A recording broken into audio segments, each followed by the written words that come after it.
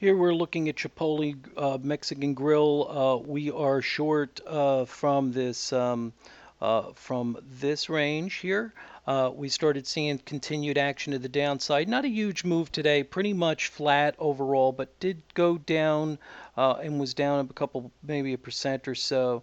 But we're starting to see this, I think, still struggle trying to go higher here, seeing it go negative here.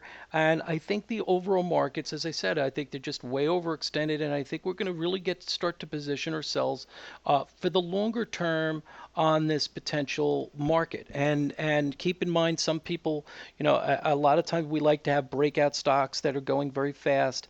I mean, these you may or may not be one of those, but I think that a lot of this, I want to make sure that we're positioned for some of these very big high flyers that I think will be able to eventually be distributed out of it. Keep in mind that what we're going to do is going to, in the sake of trying to have a lot more on the board, we are going to update those stocks that we think are need updating. Some that really may have not moved too much, or I think we could go a day or so without putting a video on. We're going to do that in an effort to continue to give ideas here because we can only do so many videos every single day.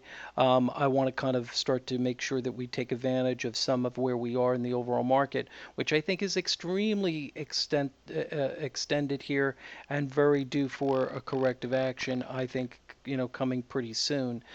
So we're going to position ourselves on some short opportunities here because I do think a lot of these are overextended. Now look at what we have here. You could see why we're kind of holding that. Here's your prior low, and now you see a slight violation, but overall it closes there. So it's going to try to kind of hold that break, that initial gap up low, and any break of that 640, then I think we come back into the 622, another area where very likely we would see some support trying to bounce off that range.